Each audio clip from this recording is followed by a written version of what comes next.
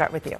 Joe Biden's been a phenomenal president. He's lived up to so many of the promises he's made. There's one promise left that he could fulfill, being a transitional figure. He could resign the presidency in the next 30 days, make Kamala Harris the president of the United States. They're trying to ignore it. They're trying to say, oh, we're just looking forward. But I think the leaders that covered this up should have to resign. So that means Schumer and Hakeem should actually resign because they saw the same thing I did. Does the president have the stamina, physically and mentally, do you think, to continue on even after 2024? Don, you're asking me this question. Oh my gosh, he's the president of the United States. You know, I can't even keep up with him. He's most certainly, you were saying, had it when he was president of the United States. Oh, yeah. He did not develop it in the last 100, 200 days. The plot thickens, ladies and gentlemen, because I think this was all planned. This was a more massive cover-up than any of us could have ever imagined. We thought it was just Sleepy Joe's cognitive decline, and they just wanted to get across the finish line. And we were right. We were right. Absolutely. We had it right. But more so than that, they were planning on having Joe Biden step down to begin with. This was a plot to install Kamala, cackling, wannabe Black Harris, because you get Joe Biden across the finish line, you get a bunch of Democrats in Congress. That's the main thing that they want and care about. Then you have this empty symbolism when you install this fake behind Black chick who claims she's Black but actually is Indian, doesn't have a lick of African American or nothing close to it in her. And then they make history with that as well, and they just kind of have people running the government from the shadows. That absolutely appears to have been the plot here, because obviously Sleepy Joe would not have stayed running with a major cancer diagnosis, and it appears as though this had to have been known, because this is something that is known for years, apparently. Look at this clip, 2 clips from Joe Scarborough's show, Morning Joe, where 2 separate doctors detail how this is something that metastasizes over years and years. This cancer, prostate cancer, metastasizes over years to the bone. It takes a while.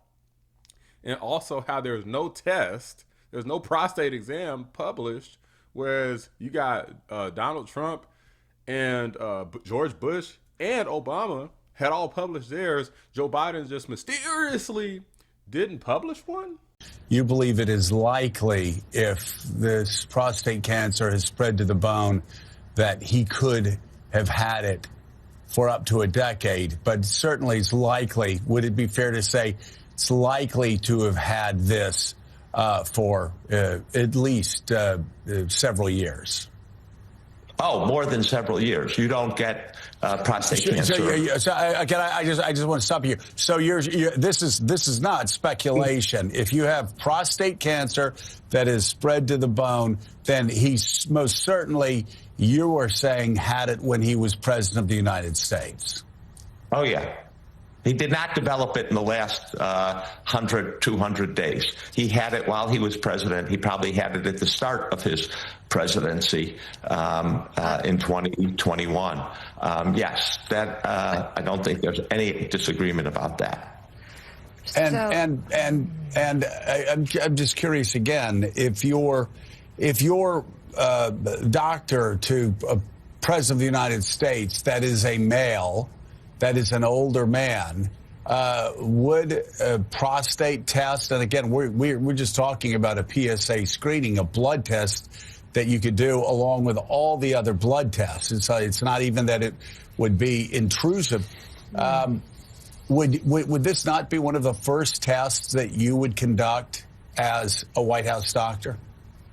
If you're a White House doctor in this situation, I think you would certainly discuss it with the president and talk about the pros and cons. I think if you then ask, well, if President Biden says, well, if I'm your father, which patients often do, what would you recommend? I think the fact is that most White House doctors would recommend getting the test. And again, the evidence is, look at President Obama, President Bush, younger than President Biden, and they both got the test. Obviously, the PSA exam is not 100% accurate, and I've never met a doctor that doesn't say you needed to do the PSA exam and also have the physical exam as well. I just find it hard to believe that any White House physician wouldn't say, okay, well, what my doctor and what every other doctor says, which is, okay, we've done the PSA test and that's fine, but at least once a year, we need to do a physical exam. Again, if you're just talking about a 78-year-old guy that is not running the free world, that's one thing. But if you're a White House physician and you have any man over 40 years old, are you not going to at least say, hey, once a year, like every other physician says, once a year, we need to do a physical exam and check? Because this is like one of the leading causes, one of the leading sicknesses for men over 40. Yeah, I mean, Joe, I think 100%. And, did they do a digital rectal exam to assess his prostate? Again, typically that's done in the presence of symptoms. To your point, he's the leader of the free world. Did they do it and not characterize it? It's hard to know. We're speculating here. I would say in an abundance of caution, probably be holistic and comprehensive. That would make sense. It is interesting to note that President Trump's, President Obama's, and President Bush II, in their most recent physicals, in their terms of office, obviously 2025 for President Trump, did comment on their PSA levels. And so they got screened while in office, and they commented on it. It's not easy to access the most recent ones from President Biden. You can read the summary articles. I couldn't access it on the archive site on the White House just before I came on. But according to those that were able to, there is not a report of a PSA test on the most recent physical that was read out for President Biden's last year in office. And so it's to say what was done, what was not done. You and I would be speculating, but the other three most recent occupants of the White House had it drawn, and it was reported out. The evidence is just stacking up to make Democrats look worse and worse and worse. They're trying to levy this as some sort of sympathy card. Like, oh, look, Joe Biden is in such a bad state. Stop criticizing us. It's not fair to criticize the fact that we had people running the country, allegedly, who had cancer the entire time, had dementia, and had clear physical and mental declines, similar symptoms to dementia, was diagnosed to have different types of mental decline or appear to have mental acuity issues. But we're not supposed to say anything about it because it's mean, even though we're talking about the leader basically of the world. But we need to shut up because it's mean or inappropriate to talk about. Why the hell would you put this guy in this position to begin with? It's because these people were so crooked and so desperate, so woke, just dumb, that they're willing to put the American people's lives completely at risk over trying to retain power with the power of the incumbency. They wanted him to win the first time and win the second time. The incumbency they thought was probably their best tool, and it failed because this was a bad plan to begin with. This is what honesty and not having any integrity does for you. Look at Jeffries here, Hakeem Jeffries, Dollar Tree Obama, out here pretending to be outraged. How dare the Republicans, even though it's not just Republicans, it's Democrats too, look back on this and say, hey, this is a problem. Why did this happen? How can we avoid this happening in the future? You know, that's the whole point of learning any history. Imagine if we said, hey, we're not going to read history books because we don't want to look to the past. We want to look to the future. That's basically what this dummy is saying. Thank you, sir. Given the revelations with President Biden's cancer diagnosis and the release of the her recording, why were Democrats not more open to talking about President Biden's age in 2024?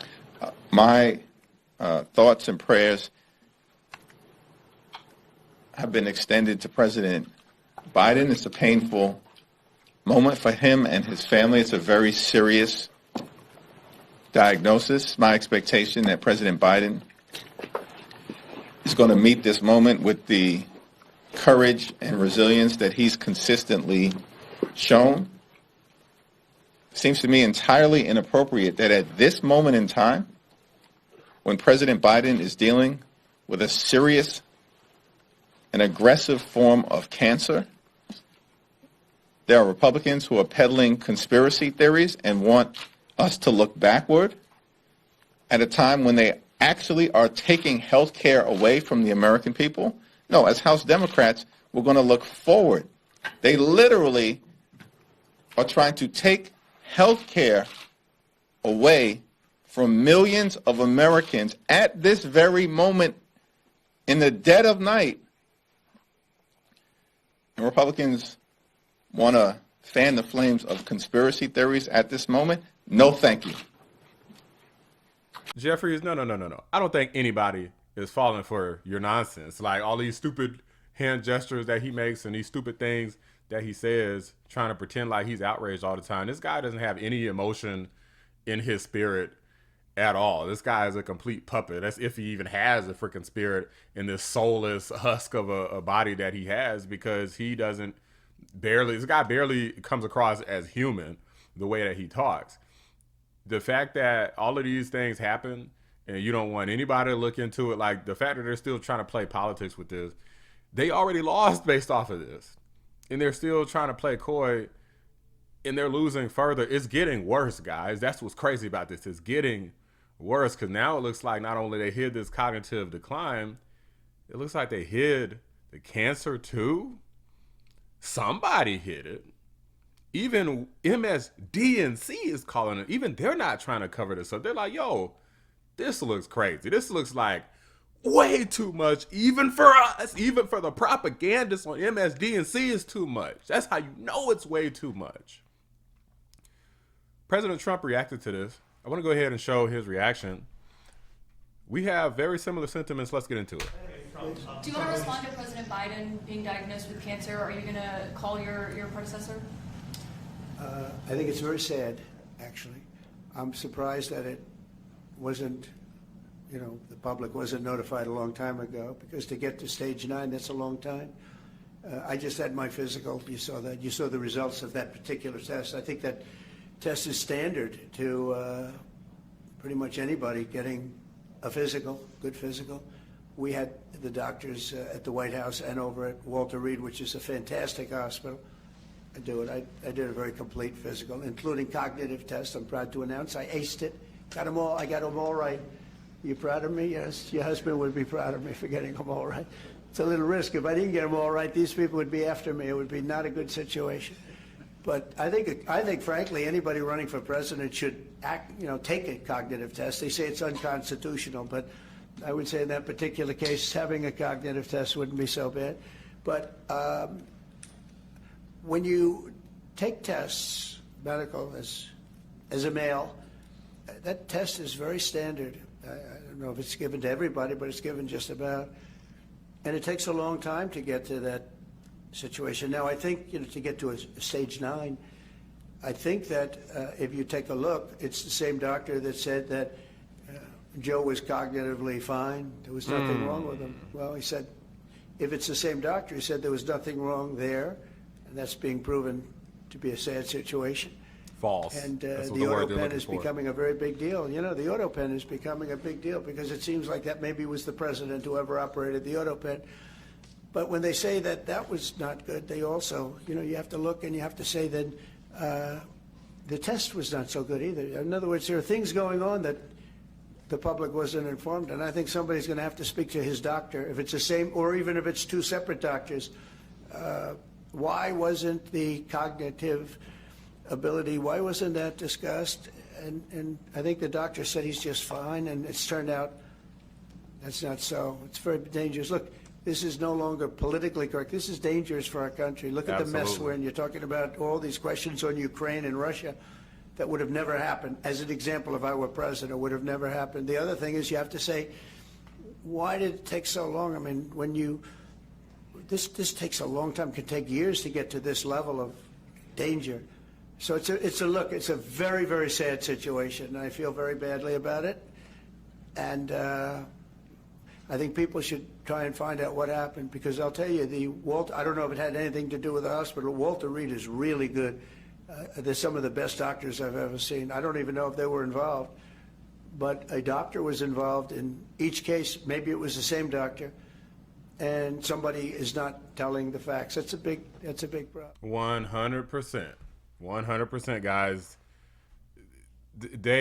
Somebody hasn't been telling the truth. A lot of people, I think, haven't been telling the truth for a long time. We already knew that things were wrong. That's been proven to be correct. Not that we needed proof. Like, all you needed as proof was eyes. But this is even crazier than even I thought it was, because it's sad that the man has the cancer to begin with, but even sadder, Joe Biden's one human being at the end of the day. We can not really care that much about Joe Biden. Just keep it a buck. I don't really care that much about Joe Biden. But in regard to what it means for the country, imagine how bad it'll look if we find out definitively that several people knew this. His wife knew it. The doctors knew it. Maybe a sprinkle of political leaders knew it. Maybe even some staffers and reporters might have known about it, and they all deliberately hid a prostate cancer diagnosis.